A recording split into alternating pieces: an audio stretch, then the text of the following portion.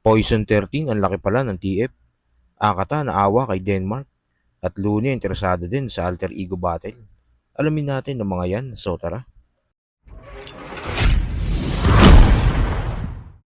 Isa na nga si Poison 13 sa madalas pang main event ng Flip Top dahil kayang tumapat ni Poison sa mga idol.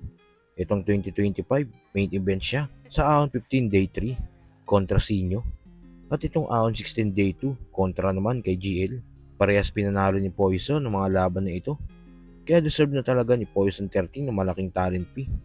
Sa interview nga niya sa podcast ni Crazy Mix, dito ay kinuwento niya kung paano siya nakapasok ng Flip Top at nagpasalamat din siya kay Enigma. Miss you yung...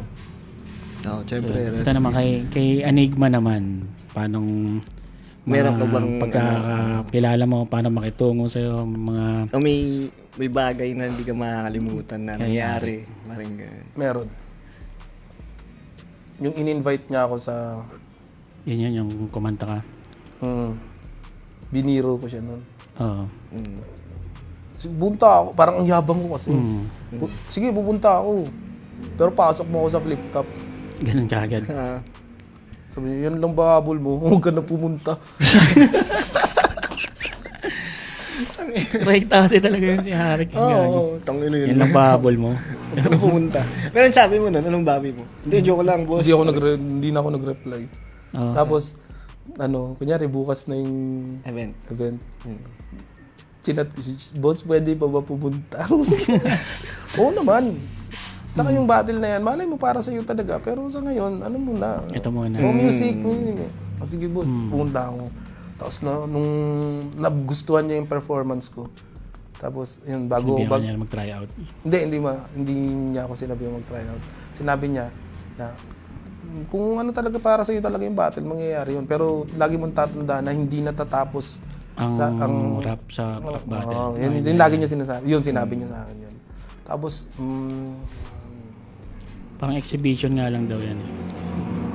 4 na buwan makalipas nun, yun, nagpa-try out siya. Yun na yung nirekta mo na sa kanya yung ano. Yun na yun, nakapasok na ako. Flip Top. Ang ganda. Yun.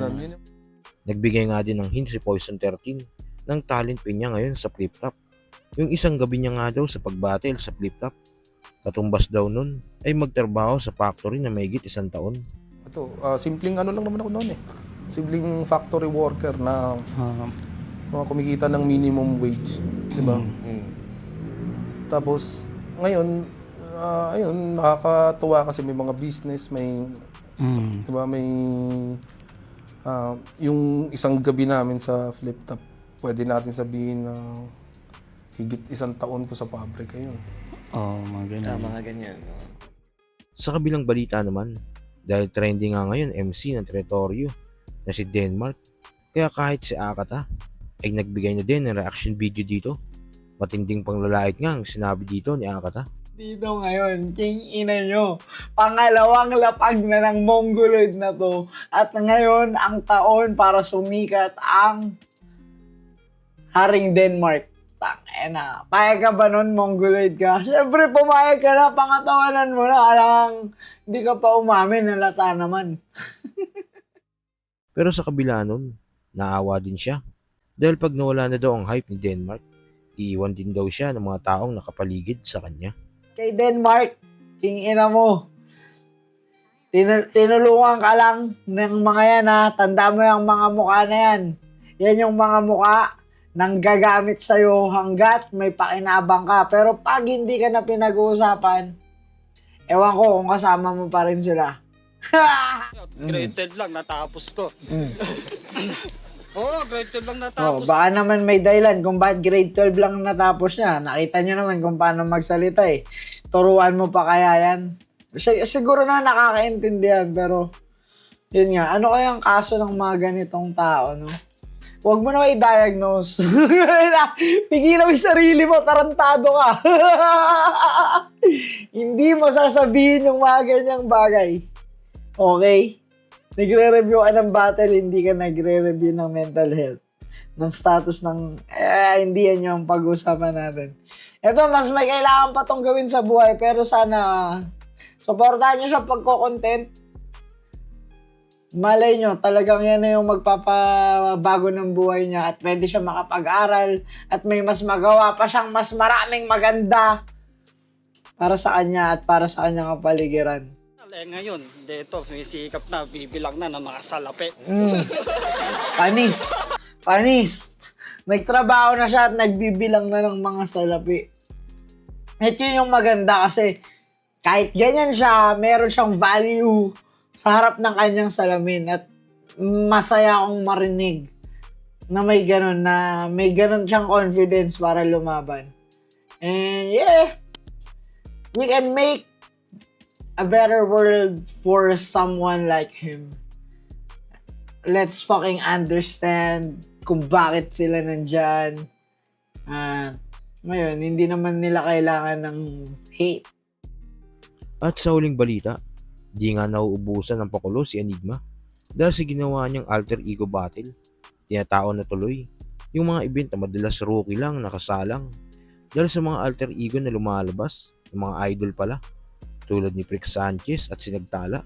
Ngayon nga may unlock na naman na idol sa alter ego sa nakaraang zoning.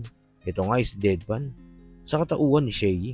Speaking of Deadpan, nireview nga ni Looney at Bruce ang labang Deadpan vs Mia Sunin. Kitang na-enjoy nga ni Looney ang battle na ito at tila naging interesado ang hari ng tugma sa setup ng alter ego dahil daw may element of surprise. Game ka sa ganitong battle? Pwede. Parang masaya din eh, no? Parang challenge okay din nga eh, no?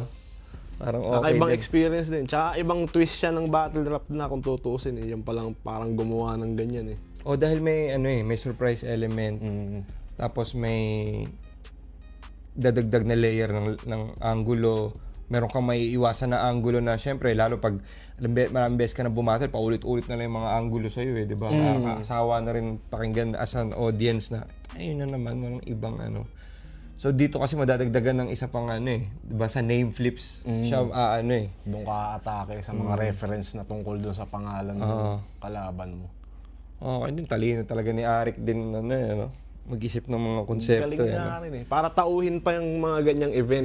Kumbaga, kasi di ba dyan sa zoning nilalatag yung mga rookie. Parang sumuzone pa yung mga rookie, tapos nilalagyan niya ng ganyan para panghatak na rin siya kung tutuusin. Tapos nagpapababa pa siya ng mga MC talaga. Sila GL, sila Tipsy, di nandyan eh. Oo nga. Kumbaga, Mapapaisip ka rin eh. mababa yung mga tao eh. Makanood ako ng ganito. At parang gusto ko rin ma-try to siguro. Paano kayang nito, Parang masaya eh. So kayo ba mga Christine nyo? Pag bumatil si Looney ng alter ego, sino kaya ang worth it na itapat sa kanya?